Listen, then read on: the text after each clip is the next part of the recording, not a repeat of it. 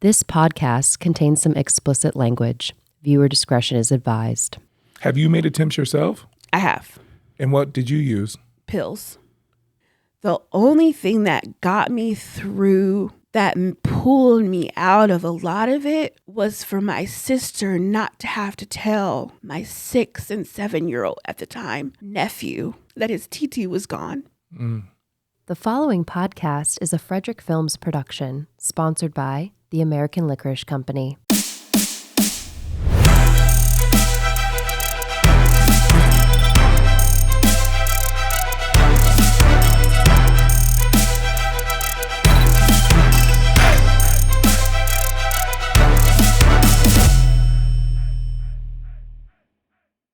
Hey, everybody. I want to welcome everybody back to another episode of Embracing the Journey podcast.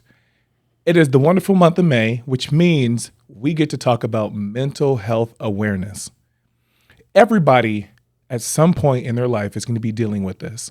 So let's talk about it. In today's episode, we're going to be talking to a wonderful young woman by the name of Valerie Jackson, who not only is dealing with her own mental breaks, but also working with a bunch of people that are also dealing with mental breaks. So let's hear from her first. How you doing, Val? I'm good. Thanks for having me. Always, always. So for those who don't know you out there, who are you? What do you do? Where are you from? Give us the scoop. Okay. So I'm Valerie Jackson. I was born and raised in Portland, Oregon, so not too far from here. I am an education assistant for a school district down in Portland called Monomic Education Service District. And we work with kids who, for whatever reason, mental health, behavioral, things like that, can no longer function in their regular school district. And they're now in our school district to help them kind of just work on some target behaviors that their school district wants them to work on, as well as their regular, math, writing, reading, their regular arithmetic, to help them gain some social skills, gain some skills to get back into their gen ed school. So that's what I do currently. Yeah. So that sounds rewarding in its own way. Yes, right? Definitely rewarding when you work with a kid who ends up back at their gen ed school. That's the goal, is that we have 0 kids in our school district, that it becomes a defunct district. So it's not that I'm nosy, okay? I just want to clarify, I'm not nosy. I just like information. Okay. So when you're dealing with these kids, what has been, I don't even know if the word disturbing is what I'm looking for, but I'm just going to use that because it's early, okay? Don't judge me. Okay. So what is the most disturbing behavior that you've seen in a student? Well, we get kids from, all walks of life. We get kids who come from hospital programs where, they have been institutionalized some have been institutionalized for years. Institutionalized like in prison or in the hospital? In a hospital, like a child or basically a children's psych ward. Whoa. Yeah, and then they have, fulfilled the needs that they, not fulfilled, but they've finished the goals, or they've reached the goals that they had to meet in the child psych ward, and now they have to acclimate back to the school district. So they come to our school to help them continue the goals that they need to meet in order to get back into a gen ed school. Right. And when I mean gen ed, that means like your regular K through 12 school. Right. Where you may have like a special ed program, but it's not the only program there. You have maybe your, AP classes and your, Spanish immersion classes, but special ed is another class that's there. Our school is all special. All of our classes, all of our schools, elementary through high school that goes to 21, are special ed. So I can be at your school until I'm 21 years old. Yes. So that brings up so many other topics, right? Yes. So I'm going to use air quotes. Okay. Okay. So if we're dealing with a bad kid or a troubled kid or a kid that's at a disadvantage, Okay. how do they function when everyone around them, every student around them is there for a similar reason? Right. So we don't typically use phrasing like bad kids or troubled kids at our school. And the other part is we're a Title III school, so our classes are smaller. So the class that I was currently in, there's 4 kids. Oh, okay. So Yeah. it's really intimate. Yes, 4 kids, 4 6th grade boys. Was the class that I was in, and and so there's a teacher and there's education assistants. So we had 1 teacher and 4 education assistants. Yeah. So you have 4 students, 4 education assistants, and a teacher.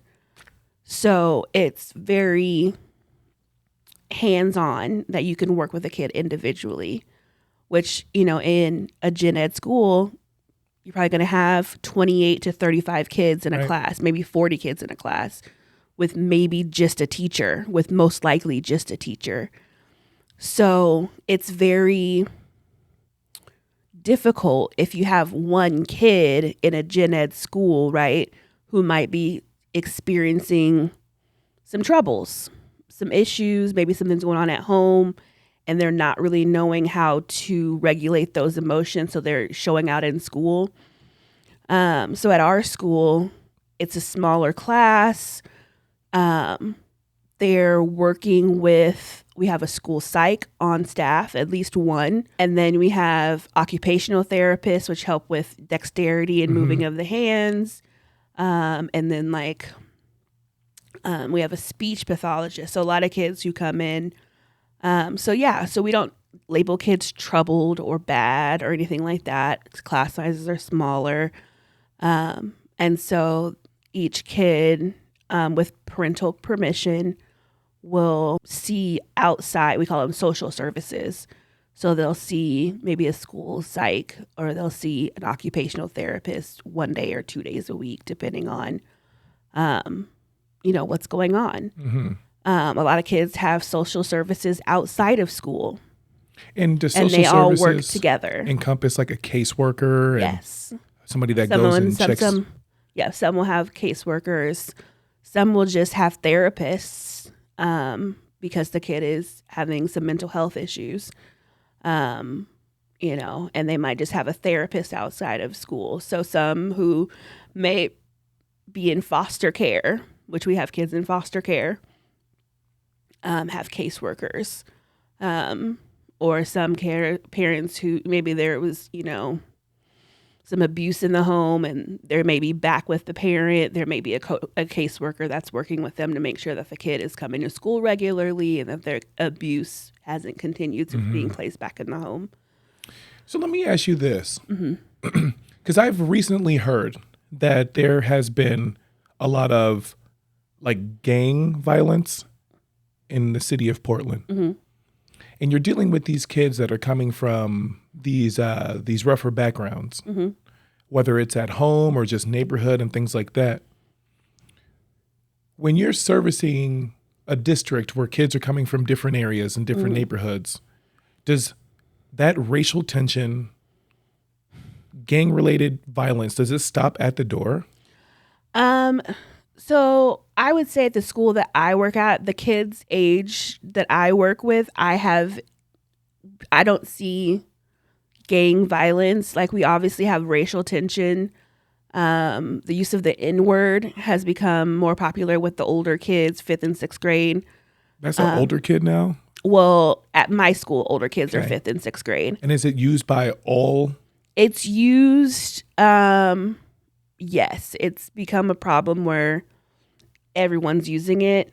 And not that there's a cool way to use the word, but is it no ER or GA? Both. Okay. By everyone. And so it's become like this, how do we remedy this situation without telling Black kids they can't use this word, and then telling non-Black kids that they can't use this word, kind of how that balances out. So it's been pretty rough, especially when you have kids who may have trouble regulating emotions and trying to, understand, okay, well, he's saying it.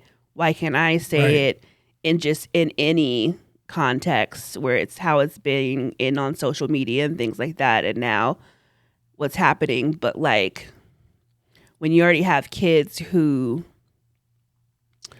have trouble with regulating emotions or coping skills, or when things are just very black and white for certain kids, there's no gray area where you can say, well, it's just how it is. They want to know why. And it's just like, well, that's just how it is. Isn't a good enough answer. So you have to kind of like explain it to them. And it's like, well, how do you explain, slavery and, years of oppression to a fifth grader who is just like, well, I just heard it in a song, or I just heard my classmate say it.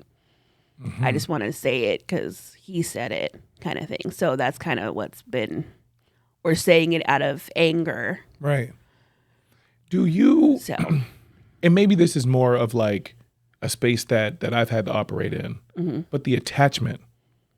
You see some of these kids and then you see that finally something clicks, right? Mm-hmm. And then they leave your school and then go to a regular or general population school. Mm-hmm. Do you ever get attached to some of these kids and want to like follow them through like whatever transition that they're going through? I mean, you do. You start when you see the kids making the connections and you see the growth from, maybe the beginning of the year to when they go back to gen ed school. I had a kid last year who went back to gen ed school in May. So school starts September or end of August, and then he went back in May, right before school got out. And just even so, he had been there for a few years, so this is my first year with him. But just to see how he was from the beginning of the year to when he left, and just the things that he would say to me, just really was like, man, he's grown up so much, or he is so ready. And it's like, you do get connected and you do get attached, but then you also have to know that there's boundaries because these are children. Mm-hmm. And you have to make sure that you are, not blurring any inappropriate lines. So we give out our work emails, and, the kids will email, or you'll email the kid and check in on them, and they'll email you back. And then eventually that kind of dwindles down, but you just want to make sure that they're doing okay. Some of the teachers still keep in contact and they'll update you every now and then, or a parent will contact, a teacher or an admin or someone saying, oh, my kid is doing great. They just joined the basketball team, or they just got straight A's or whatever. So you hear stories like that. But you also just want to really make sure that you're not crossing any boundaries, because it's just really important to make sure, everything, especially in the type of kids that we work with, things can be misconstrued very quickly. For sure. Yeah. So I lied to you though. Okay. That's it? Okay. I'm ready. So I told you I wasn't nosy. I think I'm fairly nosy. I've known you long enough to know that you're nosy. Okay, so cool. I'm not. So now that it's out in the open. Okay. When kids come in, I think as human beings, we profile people, right? Like, is that making sense so far? Mm-hmm. When it comes to the mental health aspect, and I hate to bring this up, especially in a month where people are like trying to figure things out, right? But are we able as educators, and when I say we, I mean you, not me, are we able to identify a potential threat to society in schools? Let me make that a little more clear. are we able to identify a potential or possible school shooter versus a person that's just going to be here for, physical violence, a nuisance in the classroom, and then also just like a class clown? I think so. I think that, yes. I think that there are a lot of signs, a lot of diagnoses that could potentially lead someone to maybe not actually become a school shooter or a mass shooter, but could plan or at least threaten to become one. You see manifestos and stuff like that. Mm-hmm. So I think it's very possible. I think there are a lot of signs. I think a lot of signs may be seen with one person or another person, but never all connected, right? I think we get kids that, yes, people do put all the signs together and they end up at our school. With that being said, they do end up staying at our school, which our schools, our districts are, which a lot of gen ed schools aren't, at least in Portland. Our schools are secured, or they're lockdown schools. You have to go through it, security. You have to be wanded, patted down. You have to go through a security to get into the building, which a lot of gen ed schools in Portland are not. We have safety monitors who check every single student that comes through the building. You have to empty your pockets. You have to get patted down. You have to check your bags. Have to be checked. Wow. So yes, so I do think that there are signs, and I do think that we do get those students. And I do think that those students stay with us. Not until, hey, we think they're fine, but I do think that they stay with us for a while. Yeah. We're going to take a quick commercial break. We'll be right back. Are you in need of digital content for your business? Family portraits for the holidays? Videos and photos for your social media? Frederick Films provides a plethora of digital marketing services that can push your brand or business forward. Visit frederickfilms.com to learn more.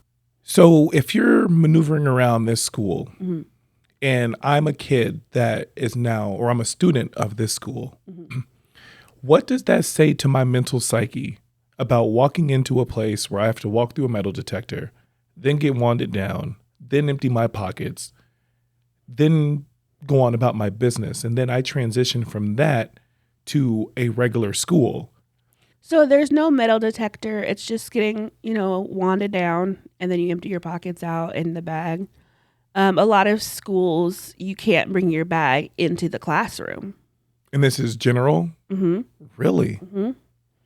A lot of schools, your bag stays either. It has to be new. Yeah, I think it is. But I think a lot of schools, your bag stays in the hallway, and you have to bring, or in your locker. And this is because of the things that have been. I think so. Yeah. Okay. But yeah, so I think a lot of schools, you can't bring your backpack into the classroom. Have you ever been in one of your schools that you've been working at and felt unsafe yourself? Yes. And is it because of these students that are going through mental breaks, or are we dealing with just like angry individuals? So I've never seen a kid have a mental break. So I've seen kids who become dysregulated, which is very different than a mental break. What's the difference? Dysregulated means you're just unable to control your emotions and your feelings. You don't have the words to process them, or, you don't have the coping skills to say, I'm upset right now. You don't, something's very small, losing a game in PE. And that will just and throw that you. just and it's called your lid gets blown. Like we do this kind of motion with your hand, and it's like your cap gets blown. And it can be something that to us, to you and I would it's just this be big. it's this big, but to some of these kids and even older, it's a huge deal. Losing, and some people even as adults get so frustrated when they lose a game. Playing Monopoly, playing Uno, how those games go when you're playing with family. But for some of these kids, it's such a big deal for them. And so it's not that they're having a mental break, it's that they become dysregulated. They're unable to control their emotions. A mental break is like, it's your mental health. It's your, say you're depressed and you become suicidal, or your panic attacks or whatever it may be. Mental health or a mental break is like you need to be in a psych ward. You need to be, institutionalized maybe. Very, very different situations. Dysregulated is usually what I see. So how it takes a certain type of individual, in my opinion. These are just my experiences. It takes a certain type of individual to see kids in this space and to be able to compartmentalize your issues, their issues, your personal life, them going home to a place where they're not safe. Yeah. And then you being able to operate after school's out as a normal functioning human being. It's hard. Walk me through that. How does that work? It's hard, for sure. The first few months I started this job, I was like, what did I get myself into? I would come home from work and just zone out. I would, come home, just not want to do anything. I was so mentally exhausted because you're kind of playing these mental gymnastics with kids all day. You're because we're also mandatory reporters. So you're also always on your P's and Q's, listening to make sure these kids aren't saying something that, do I need to call CPS today? You're also making sure they're not saying anything that is a threat to themselves or someone else. So you're constantly listening for that. You're also making sure you're not going to say anything that's going to set them off. It's constantly a battle of are they going to am I going to get them to get their work done today? Are they going to punch me in the face today? I had a coworker who was concussed multiple times last year. I was concussed last year. From a student? From a student. I got hit in the head with a basketball and was out for 5 weeks with a concussion. 5 weeks? Yep. So. Now, hold on. We're not going to do that. Either this kid was Superman or you still got a soft spot. Well, it was right here on the side. On the temple. On this side. But yeah. And it was on purpose. Yeah. Well, so this is the part that I don't know. So my back was to him. And I've gotten conflicting stories because I don't remember. I don't remember getting hit. So that's part of my concussion was that it's a block of time that I don't remember. What was the exchange with you and this kid prior? So him and I have not really had very many good encounters. Okay. So we were at recess. My class was going to recess. And how they set it up is each class gets their own individual recess time, 30 minutes outside. And he was outside already. And I was like, hey, you got to go back inside. It's our class time. And then he starts arguing with 2 kids in my class. I was like, God, dog, you really got to go because you can't be arguing with my kids and it's our time outside. And so he starts to leave. And so I turn to talk to my 2 students who's arguing with this guy, with this other student. And next thing I know, was told that I got hit in the head with a basketball. I've never been concussed. Do you go unconscious? So I didn't lose consciousness. I just don't remember getting hit in the head. The next thing I remember, so it's probably about a 3 minute maybe window of time that I don't remember. I just remember someone saying, "Oh, he hit you in the head," and I just remember being like so out of it. And I go back to my classroom to sit down, and then I just got super dizzy. And then one of my coworkers was like, "Well, we need to take you to urgent care." And I was like, "No, just take me to the emergency room because urgent care is just going to send me to the emergency room anyway." Yeah. So they took me to emergency room, and it wasn't just so I had a concussion, and then I had a bruised jaw. So he threw that thing hard. Yeah. Wow. Yeah. So you brought up another point, especially during this month where, mental health is talked about. Mm-hmm. And I think during this month is talked about, hopefully, in a safe space. Mm-hmm. And I want this to be a safe space. So I want to talk about suicide. Mm-hmm. And I want to talk about what that looks like from person to person. Okay. And I want to talk about what that means to make an attempt to want to actually end your life, to make an attempt for the attention, or to make an attempt to see what it actually feels like. Mm-hmm. I had a buddy in college that played on the football team. And on the outside, right, normal dude, he was a really fun guy. Mm-hmm. And I loved this dude to death. And he was so tough on the football field, right? And he would work extremely hard in the weight room and just do all these cool things. The more I got to know him, the more I got to know him. Mm-hmm. And I remember him pulling up his sleeve one time, and he had all these cuts and self-harm scars. Right, but they do it in a certain formation. Mm-hmm. Some people do, yeah. I've never seen that. Mm-hmm. And when I asked him about it, he said he cuts himself. Mm-hmm. And he said that he cut himself because he liked the pain, mm-hmm. because it reminded him of other things. Mm-hmm. What does that mean? I'm not sure. I was never a cutter. So I can't really speak too much on cutting. I know some people who have cut before, self-harm scars, who feel like, I'm just going to kind of give some general ideas. I mean, from people who I know, but people cut to feel pain, mm-hmm. who feel like they're just numb to the world. Some people cut to feel pain. I know people who cut, like he said, because it reminds, like your friend who said it reminds them of other pain or other things. But as someone who's never cut, I don't really feel comfortable. Like, I don't know. So I wouldn't.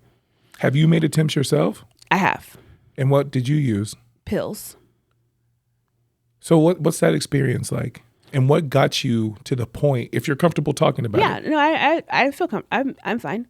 What got you to the point where you felt that was your only release? So for me, excuse me, I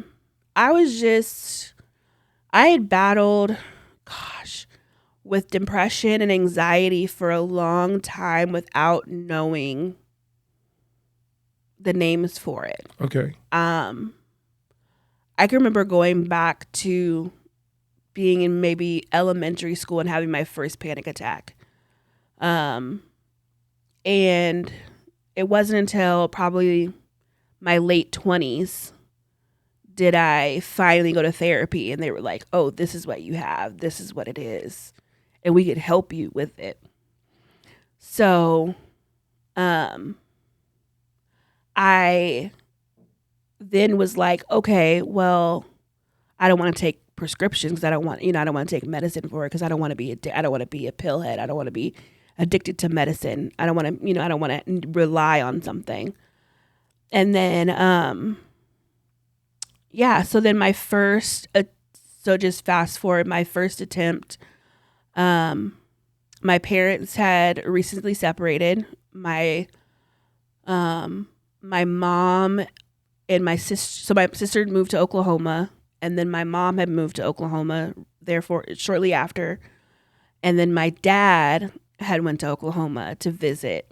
And I was here in Portland. I was in Portland by myself, and it was a long holiday weekend. And I just was like, had been battling, just had been depressed for a really long time. And just that weekend, I was just like, they're all gone. They're not I had just been telling myself for days, my dad's not coming back. They're going to leave me here. I'm going to hear by myself. And I just was extremely lonely. Didn't feel like they cared about me. Like, I hadn't talked to my dad the whole time he was gone. Like, he texted me when he landed, but just feeling like I had been abandoned, basically. That they're all down there and they're having this good old time without me, and they don't care about me. And that's the part of like suicidal ideations, is that things that are, again, maybe, kind of not that big of a deal, become these grand ideas in your head. And that's what happened, was that, my dad being gone for a 4-day weekend turned into me taking a bunch of pills and having a friend find me and calling 911. And I'm getting admitted to a mental hospital down in Portland, and having to stay there for like 10 days. They have to pump my stomach. And this probably will be the first time that my dad is hearing the full story of this happening. But yeah. Let's take a second. We're going to take a quick commercial break. We'll be right back. Different. Strange. Offbeat. Visionary. Genius. Amazing. What makes you different makes you great. Embrace your punch. So your family goes on a 4-day vacation. No, so it wasn't my family going on a 4-day vacation. It was just your dad. My dad. So my parents had separated. Okay. And so my sister was living in Oklahoma, and then my mom had already left to Yes. move to Oklahoma, had moved down to Oklahoma. And my dad had went down there just to go visit my nephew, his grandson. And it was just for 4 days. Yeah. And in like 4 days, mm-hmm.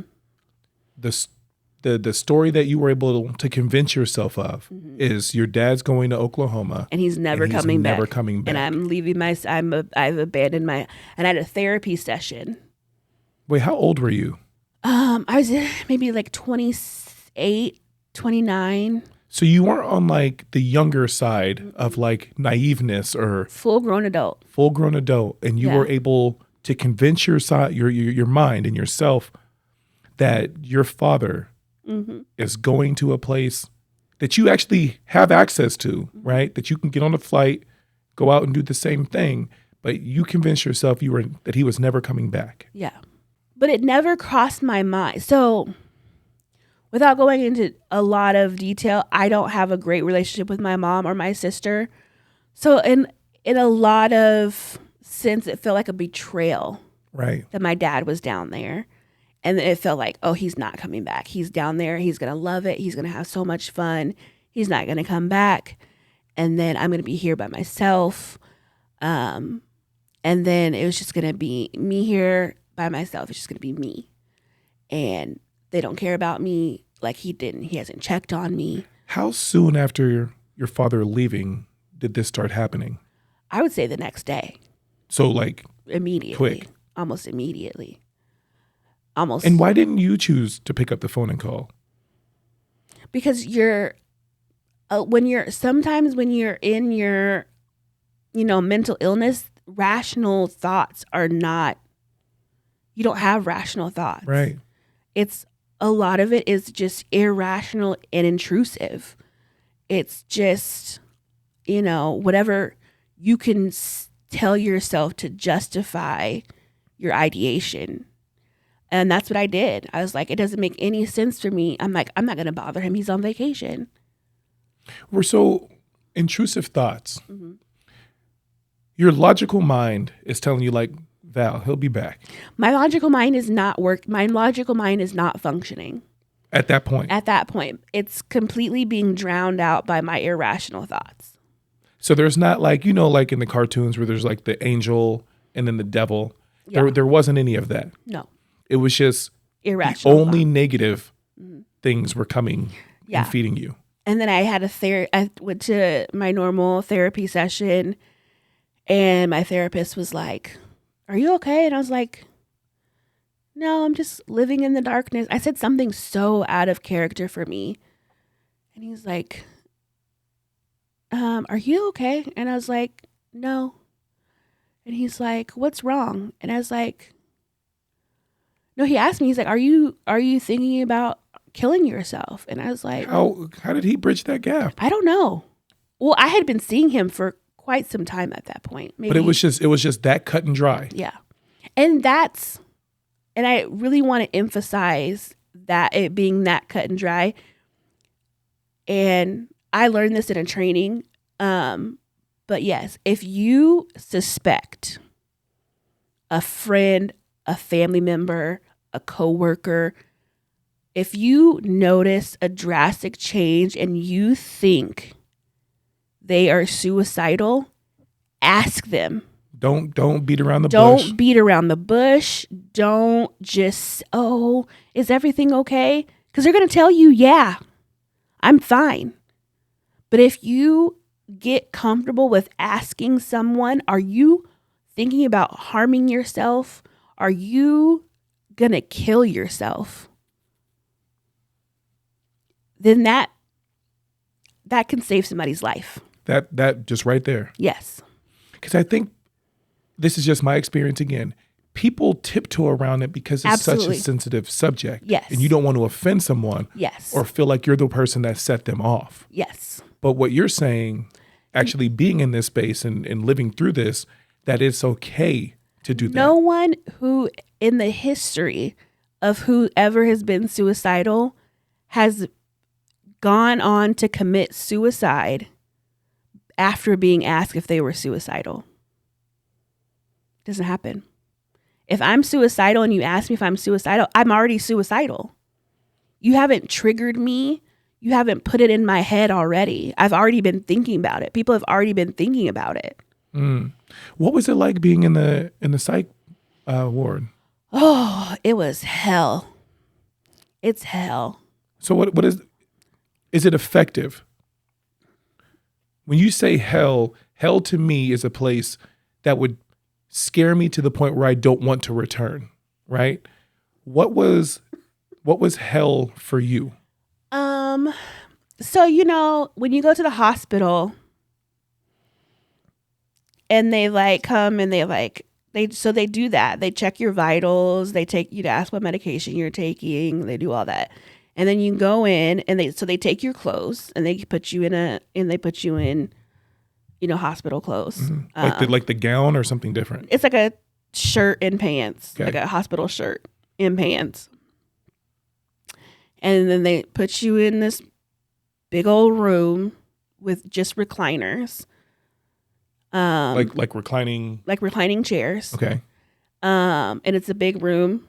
And then there's 3 rooms that don't have doors, but they have beds. Like you can lay flat on them. But they don't have doors. Nothing. And then there's bathrooms. But it's a big old room with recliners, and that you find a recliner and that's where you sit. But it's only you. No. So there's other individuals in It's there. however many people have checked in. So this isn't like, and excuse the language, this isn't like jail where No. there's a holding cell. No. This is where you are for the next 10 days. No. So you're there for how many ever days until they can find you a bed. So sometimes you stay at that place and you go to a bed in that facility. So they have this place it's a big open room, like a triage kind of place. And they come in, they check, and so there's a nurse and there's a caseworker, and they come give you your meds in the morning, and then at night. So I take meds in the morning, and at night they go take your vitals, ask you how you're, check if you're still feeling suicidal. You check in with a caseworker, and then sometimes you're there for a couple days, sometimes you're there for a day, depending on a lot of things. A lot of it's insurance. Wow. A lot of it is space. So yeah. And then you either stay at that facility and they have beds, like they have another area and you can stay in that space, and you and then they have a different wing of that hospital, and you go and stay there, and then you have a room that you usually have a roommate, and then you kind of do like art projects and is this therapy just sessions. Is this just to occupy your mind so you're not thinking those intrusive thoughts? No, so it's supposed to be like, it's like art therapy or music therapy. So it's all therapeutic. There's meditation, there's group therapy, there's all these different kind of therapies that you can go throughout the day. And sometimes that how much you are involved determines how long you stay. Let me ask you this. Given the space that you were in, knowing that you were having to check into this place, I'm going to ask you two questions. Okay. Did you feel scared, anxious, and nervous, or did you feel safe and I'm around people that understand me and this is home for a little bit? I felt safe. I felt safe. I felt like I could sleep. I felt like I could rest. I felt like, okay, I can make it. I can get through. Did you only make one attempt? No. Did you continue to have to go in and out? No. So after that, I think it was maybe 2 or 3 years between my first attempt and my second attempt. So it's only been twice. Mm-hmm. What was the second attempt for? Second attempt was just is more recently. I think it was 33. So just a couple years ago. I was working so again, I've talked about briefly, I don't have a great relationship with my mom, and I was working with my cousin who is on my mom's side. And I thought this is going to be a great opportunity for me to work with her. She does some great stuff in the community. And then I was like, oh my gosh, she acts just like my mom, like has the same temper as my mom. And there was a situation that happened, and I was like, she was doing a lot of things that my mom did when I was growing up, even, into adulthood. And it just triggered this like response in me. And I was like, I'm not ready for this. I can't do this. It scared me. It scared the shit out of me, to be honest. To see the mirror reflection. Yeah, between how my cousin and my mom acted. And I just I didn't know how to respond. Even though I had been going to therapy for years, it's like when you have been working on like say for instance, you go to the gun range. Like I don't shoot guns, but this is like the analogy that I used. It's like when you go to the gun range and you shoot the target at the gun range, that's one thing. But then when you actually have to shoot a living target, it's very different. Mm-hmm. And that's how it was for me. It was like I had been going to therapy to slay the imaginary dragon. Which is a safe space. Yeah. But then when it came to like the actual dragon, I was like, I'm not ready. I'm not ready. And I was like depressed. I was sad. I was crying. I couldn't handle it. And then I was mad at myself because I'm like, man, I've been going to therapy for all these years and I can't do it. So I felt like I was just wasting everybody's time. And again, those, irrational thoughts were like, you're dumb. You can't do this. She's not even your mom. She's like a fake copy of your mom. Like, she's like, you know what I mean? Like, she's not even the real deal. She's just like mini version, and you couldn't even handle that. Yeah. And then I just was like, I can't do this. Pills. We're going to take a quick commercial break. We'll be right back. Looking to start a podcast, live stream, make a presentation, or perform on stage? Samson has all the gear you need to help you become a successful content creator. To learn more, visit samsontech.com. Without putting words in your mouth, is the common denominator in these intrusive thoughts and then the self-harm and then the extracurricular use of pills stemming from an individual, or are there other things that you're fighting? I definitely wouldn't say it's stemming from an individual. I definitely would say it's just how trying to put your coping skills and the things that you learn in therapy into action. Yeah. Because like you were saying, therapy is a safe place. You can say and do all the right things in therapy, Yep. but when you have to translate it into the real world, it's not so easy. And so I like what you said. You stumble. Right. I like what you said about that. So I know you know this. So I'm in therapy for flight anxiety. I have the hardest time flying.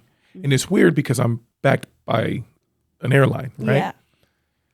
When I'm in this therapy session, I'm safe, but I also catch myself saying the right things Yeah. for confirmation Yes. and validation. Yeah. Meanwhile, I know that I have a flight that Friday, Yep. and inside, I'm literally broken in half. Right. But in the process of me showing up to this therapy session, even though I know that it's not the right thing, I don't feel like I want to be wasting my therapist's time. Mm-hmm. So I say the right stuff, Yep. not necessarily actually believing it, but like, yeah, I'm good for this weekend. I'm feeling good. I'm energetic. Up until the day before and the day of the flight, I go ghost. I don't respond to text, phones on do not disturb until I land. So I understand to some degree what it is in the analogy that you use, because a safe space, you can move at your own pace. When you're actually up against this beast, you no longer have the control to move at your own pace, but you're also dealing with other things in the atmosphere that are coming in, right? You may be having this encounter with the person that mimicked what your mom was Right. all the time, or with that even going on, like there's other things going on. People are talking, hanging out, there's loud noises, there's all these other things. Right. So it throws you off a little bit. Right. What was the end result? So did you really want to remove yourself from the earth, or were you seeking help and the attention? How far in your mind right now, like your rational mind, how far were you willing to take this? I was going to die. Like, that was my end game. I was out. But like, once you get out of that state of mind, you're like, I don't want to die, but I don't want to feel like this. Right. I don't want. What does it feel like though? What does it feel like to be in a space where you feel the only thing that will make you happy is to remove yourself from earth? It's just like, it's hopeless. It's like living and you don't feel anything. It's like the constant dread of like, so I call myself a high functioning depressed person. I did for a long time. Like for a lot of my life, I did not have a lot of energy. I had enough energy to get up, go to work, whatever I needed to do after work, come home, take a shower, get in the bed. Like that was my life for a really long time. And then even that was too much But when you're suicide, when you want to kill yourself, like when you want to die, it's like that's all you can think about. Like I'd be driving, I'd be like, I could just.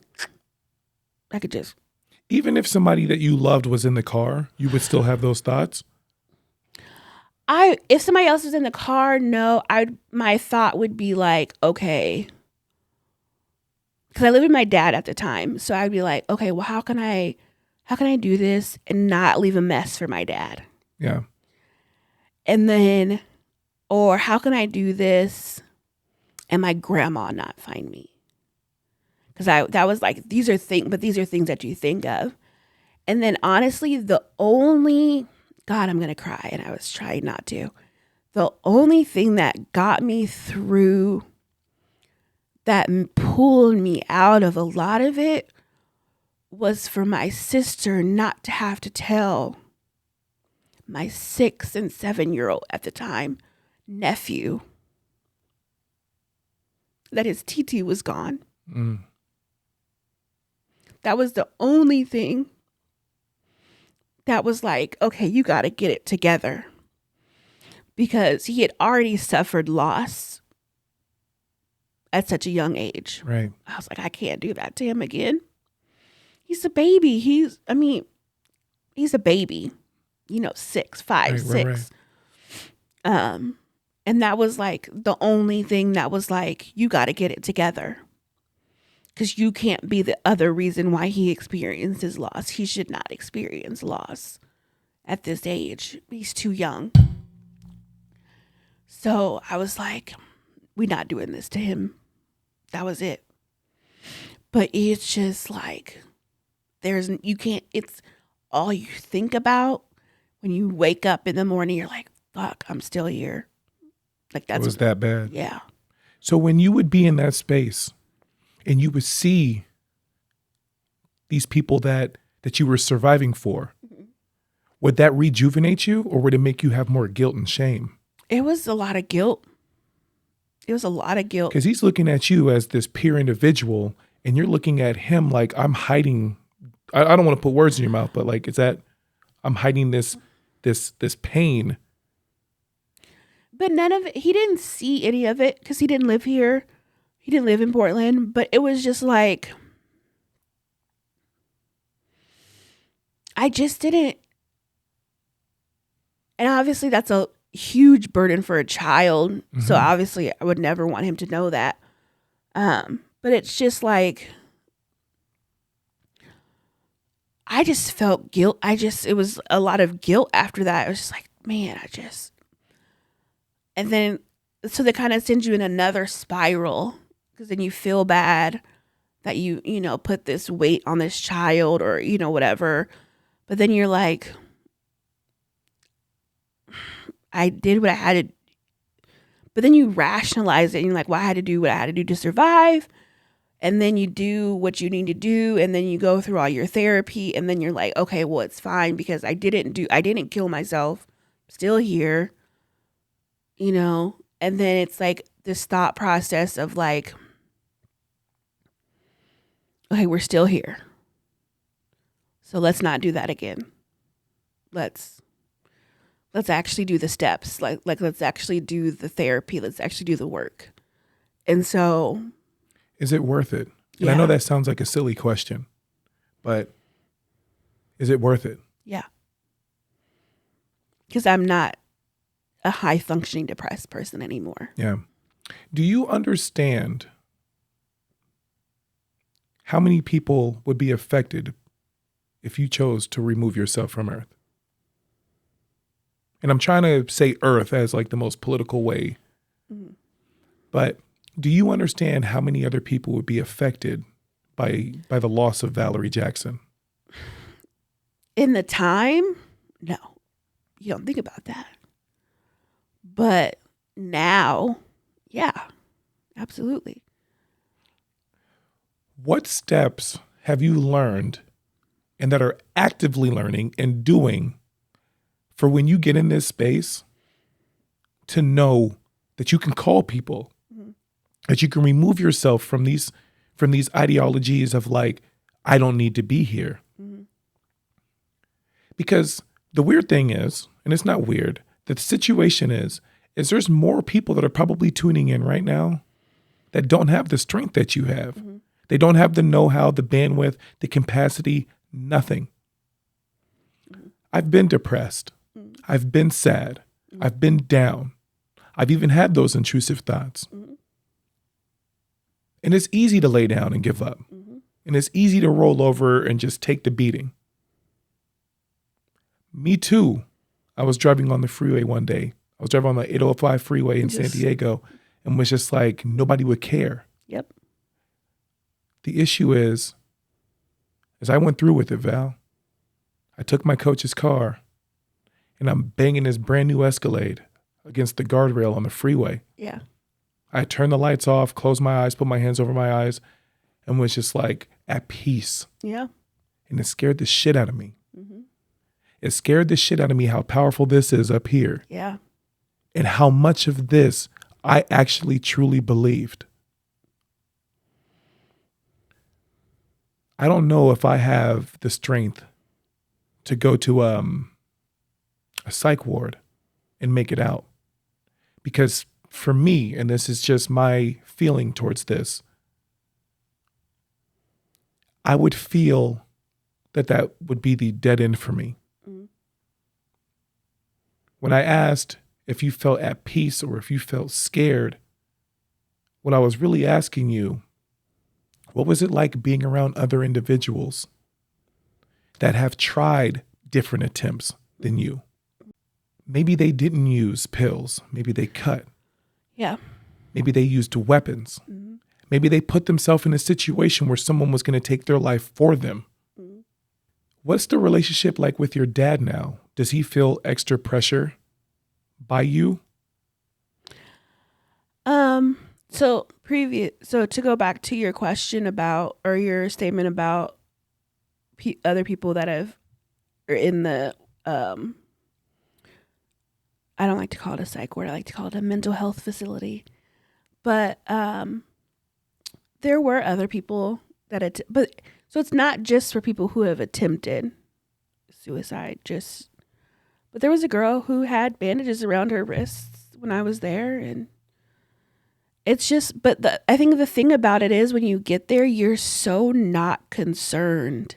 That whole barrier is removed. Yeah. It's like, for me, it was like, I'm in my lowest point. Yeah. I don't give two fucks about what these people over here got going on. Like, yeah, you have people coming in who are like screaming and yelling, or, security has to help, or, they have the orderlies come in and somebody has to be sedated. Like, that happens. But like, I'm like, okay, whatever, roll over and go back to sleep. You're not concerned about what other people are there doing. That's a very good way to articulate that. Yeah. I've been to the triage at the same, so you go triage at the same place. I think everybody triages at the same place. But I've been into 2 different mental health facilities, and it's the same thing. Was one experience different than the other? Very much so. Better or worse? I would say my first experience was definitely better than my second experience. You just don't care. Very interesting. You don't care. We're going to take a quick commercial break. We'll be right back. Unstoppable. What makes you different makes you great. Embrace your punch. When you hear the term suicidal or mental health, especially in a month like we're in, what is the first thing that comes to mind? Is it that you want to reach out and help people? Mm-hmm. Is it that this is a month that people are going to feel sorry for me and reach out just because they want to make sure? Like, what goes on in your mind?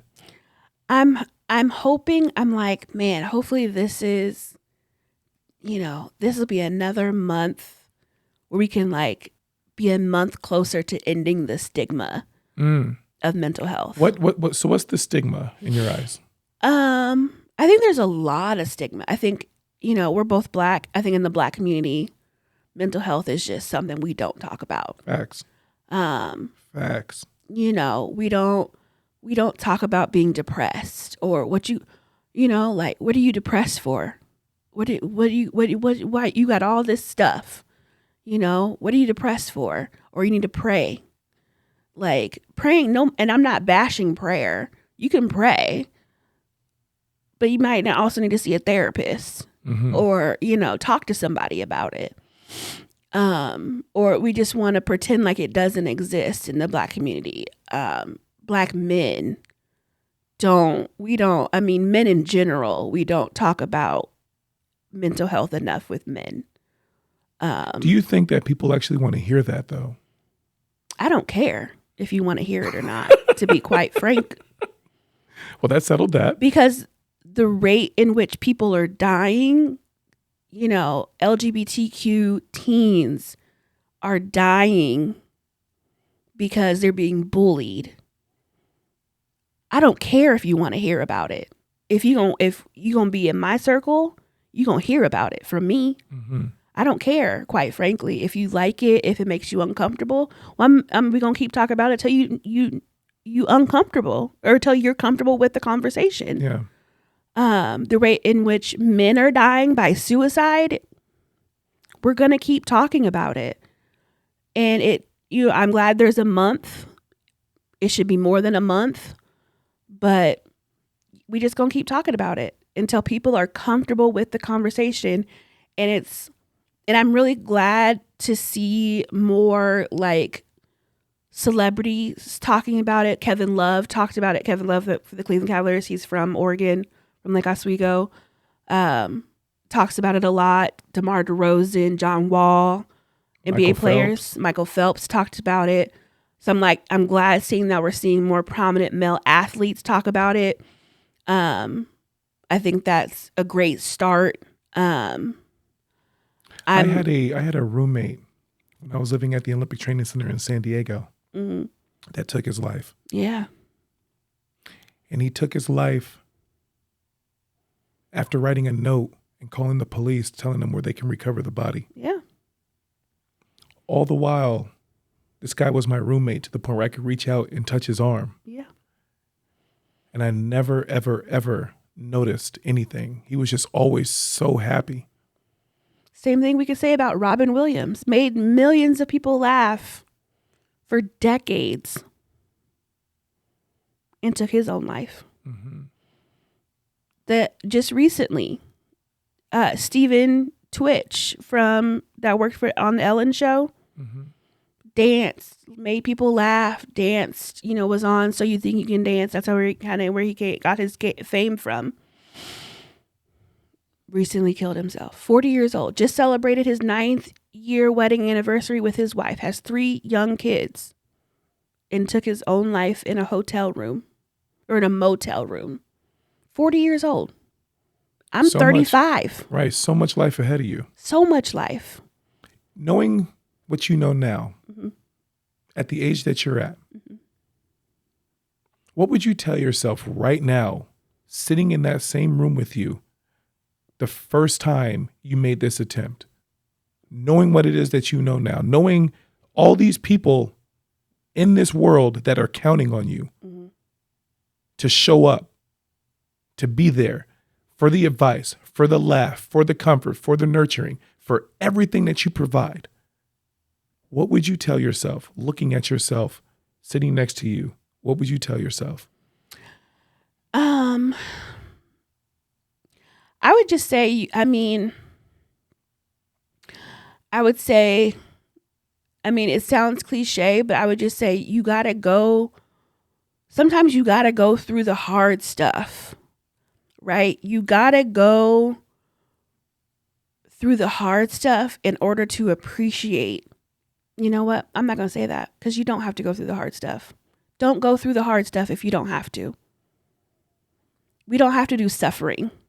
Do not suffer. You don't have to suffer. If you are someone who is currently experiencing suicidal ideation, get help. Now, don't wait. Don't say I'm going to do it in the morning. Don't say, call somebody. Call me. I'll give you my phone number. Call me. Dial 988. You can text 988. Is that nationwide? That's nationwide. But we often send this message, and I was about to do it, and then I was going to be mad at myself for doing it. Suffering is not suffering. Yes, people do suffer, but you do not have to suffer through mental health by yourself. There are people across this country who are waiting to help if you are suffering with mental health. If you are dealing with it and you think you are alone, you feel like you exhausted your friends, your family, you feel like, oh, they are so sick of me calling them and this was me. So I know what it feels like. I felt like I was just driving my friends and family crazy. They're so sick of me calling them. They're so sick of me texting them. Text somebody else. Text 988. No, that's a judgment-free zone. Judgment-free zone. They will get you the help that you need today. Don't wait. And you don't have to suffer anymore. And you don't have to suffer in silence or by yourself. It does get better. And I know that everybody says that, it gets better. It does. And I can say for myself, in my own experience, I would not be here today telling y'all my life story if it didn't get better. That's a true statement. Because I wouldn't be sitting here. I would not be telling y'all all these things about, look, I don't tell my business to nobody. That's my business. But I would not be sharing my story if it didn't get better. I would be at the house. That's what I'm saying. So if you're suffering, if you need help and you feel like you've exhausted all your resources, text 988. It's the National Mental Health Crisis Line.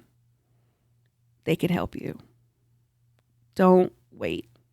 Do it today. Do it right now. Don't wait till the end. You could just text them and finish watching the podcast. Do both. But watch the podcast. Though. Watch the podcast, but do both. And you could do simultaneous things. So you know right now that it gets better. Yes. No matter how dark, no matter how low, no matter if rock bottom has hit you harder than ever, you are telling us right now that it gets better. Mm-hmm.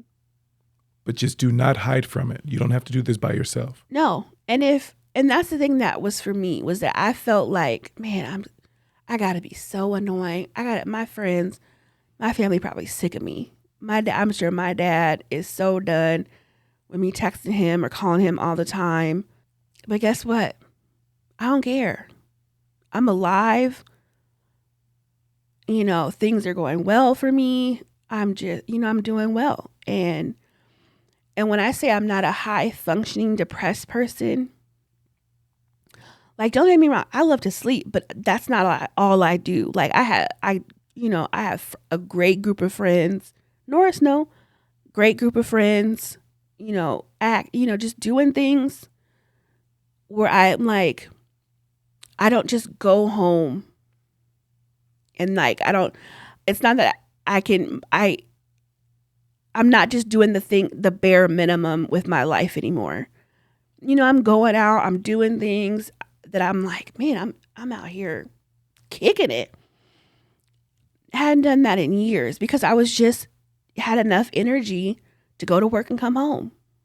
If anything were to derail that, like if you got caught in traffic and then somebody called because they needed something from you, if you had this linear vision, would that throw you off? No, because I don't have a linear vision anymore. I'm like, okay, well, like I get frustrated. I think everybody gets frustrated. But I found things like when I'm sitting in traffic, I like to listen to music, listen to podcasts, things that can occupy my time where I'm not just so focused. I'm like, I don't get hyper focused on something. So I do things that help me cope. Like music helps me cope. Podcasts help me cope. You got to find things that you enjoy and and like embed it into your life so that you can like function and, you know, live life so that you enjoy it and so that you're not just like feeling stuck. Now, I'm not going to tell you like, oh, you just got to go do this and, you know, pull yourself up by your bootstraps. No, it's going to take work. You're going to have to work. You're going to have to do it, put in the work. So the month of May and everything that May encompasses, what are some of the things that you're looking forward to? May is a hard month for me. Outside of it being mental health Outside awareness? of it being mental health awareness month for me. May is, because I've touched on it quite a few times, May is a hard month for me. It's Mother's Day is in May and my mom's birthday is in May. And so May, while it is mental health awareness month for me, is also very challenging for me. So I do things where I'm like, I put myself in situations where I know I'm going to be surrounded by people who get that, you know, and that is not necessarily my family because sometimes they don't get that. So I do things where I'm like, I'm going to hang out with my friends because. And there's nothing wrong with that. No. There's nothing wrong with that. And by no means am I bashing my family, but I'm just saying like, it's hard. Yeah. Yeah. So I kind of just do my own thing for Mother's Day or hang out with friends for Mother's Day, or I'll, you know, maybe go to the movies or just do something by myself. Just for myself. Right. On Mother's Day. So with everything that we've talked about and the tougher points that you've walked us through, if there's people out there that are watching this podcast or listening to this podcast or have been recommended this podcast and they're going through some transition where they feel the best option is for them no longer to be here, how do they get a hold of you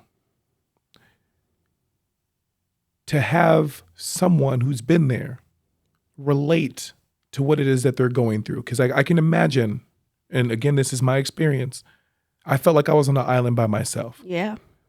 But you're saying that that's not the case. No.